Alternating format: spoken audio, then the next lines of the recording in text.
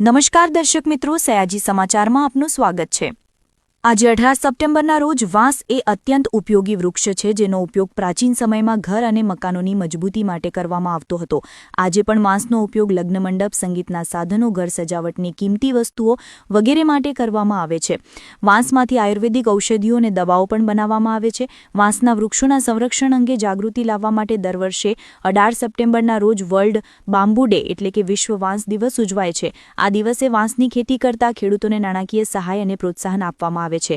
વડોદરામાં પ્રથમ વખત વિશ્વ વાંસ દિવસ નિમિત્તે ખેડૂત શિબિર કાર્યક્રમ યોજાયો।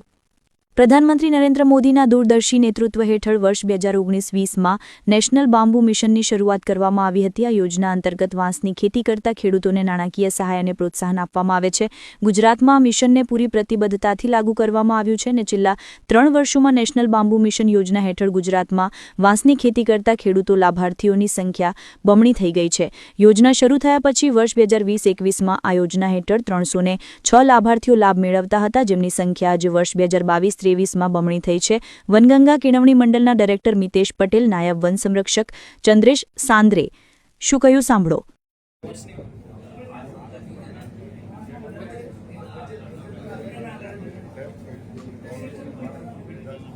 કેળવણી મંડળના ફાઉન્ડર એવા મિતેશભાઈ પટેલ, ડોક્ટર વિજય કાલે પણ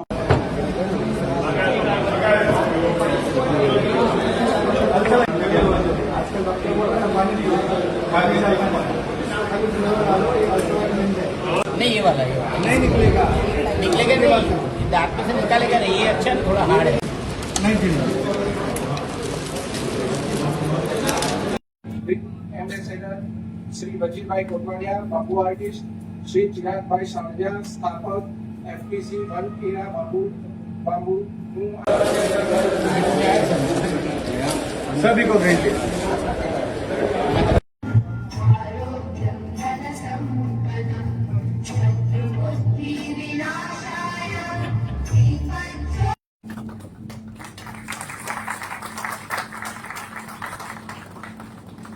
ત્યારબાદ રમજ યુગ અભિયાન ફાઉન્ડેશન તરફથી આહુતિબેન યાદવ સ્વાગત કરશે। કેળવણી મંડળ તરફથી પરેશભાઈ અંજુમન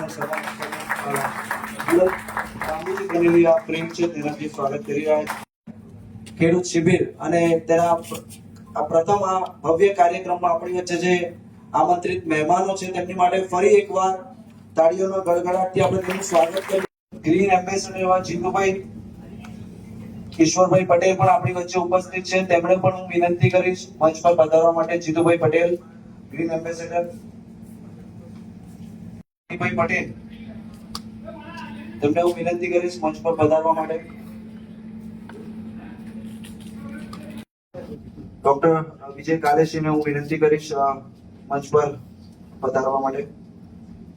સાથે જ ડોક્ટર સીસી ચૌધરી પ્રોફેસર છે, ગુજરાત ટ્રાઇબલ રિસર્ચ અને પર્યાવરણ વિભાગ, ગુજરાત રાજ્ય અને વનગંગા એનજીઓ દ્વારા આયોજિત વિશ્વ બાંબુ દિવસની ઉજવણી કાર્યક્રમમાં ઉપસ્થિત વન સંરક્ષક શ્રી વડોદરા વન વર્તુળ શ્રી ડોક્ટર અંશુમન શર્મા સરનું આ કાર્યક્રમમાં સ્વાગત કરું છું।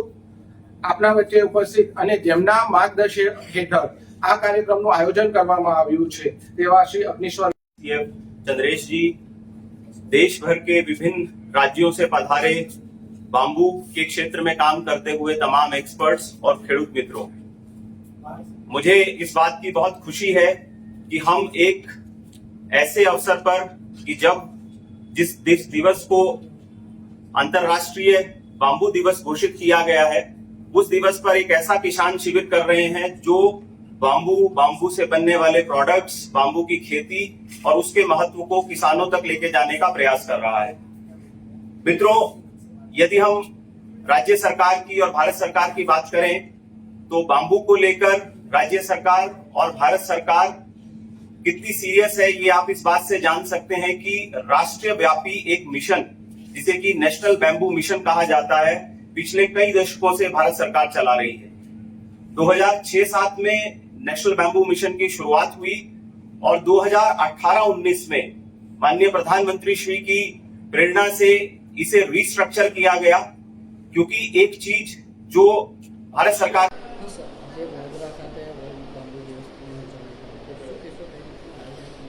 જી, આજે આપણે વર્લ્ડ બાંબુ ડે છે, વિશ્વ વાંસ દિવસ. એ નિમિત્તે ખેડૂતોમાં વાંસ વાવેતરની જાગૃતિ ફેલાય એ માટે વન વિભાગ અને બીજી NGO સાથે કોલેબોરેશનમાં આજે એક ખેડૂત શિબિરનો કાર્યક્રમનું આયોજન કર્યું છે આપણે, જેમાં વડોદરા અને આસપાસના જિલ્લાઓમાંથી ખેડૂતો ભાગ લેશે, જેમને બાંબુના ખેતી વિશે અને બાંબુની પ્રોડક્ટ શું બનતી હોય છે, એમાં શું લગાડવા બાદ સરકાર તરફથી શું પ્રોત્સાહનની યોજનાઓ ચાલુ છે અને આગળ માર્કેટમાં શું છે એના વિશે થોડી સમજણ આપી અને બાંબુના વાવેતરનો વ્યાપ વધે તેની કોશિશ કરવા માટેનો આ કાર્યક્રમ છે. મારું નામ ડૉક્ટર ચંદ્રેશ કુમાર, હું નાયબ વન સંરક્ષક, પ્રસારણ વિભાગ, ગાંધીનગરમાં છું. સાહેબ, આ વાંસની ખેતી માટેનો આજે વર્લ્ડ બંબુ ડે છે.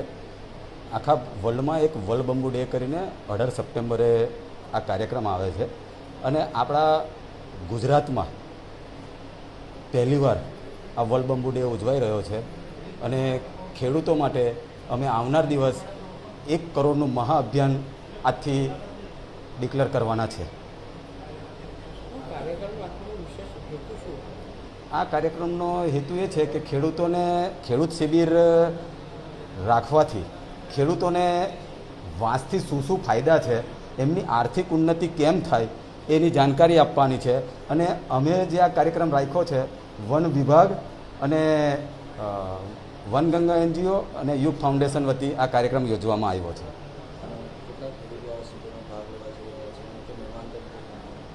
મુખ્ય મહેમાનમાં વન વિભાગના આખા ગુજરાતના ચીફ AP સિંઘ સાહેબ, સ્ટેન્ડિંગ કમિટી ચેરમેન શીતલ સાહેબ અને વન વિભાગના બીજા મહાનુભાવો અને પૂનાથી ગુજરાતના જે બાંબુ આર્ટિસ્ટો છે તે આવશે. મારું નામ મિતેશ પટેલ છે, વનગંગાનો હું પ્રેસિડન્ટ છું.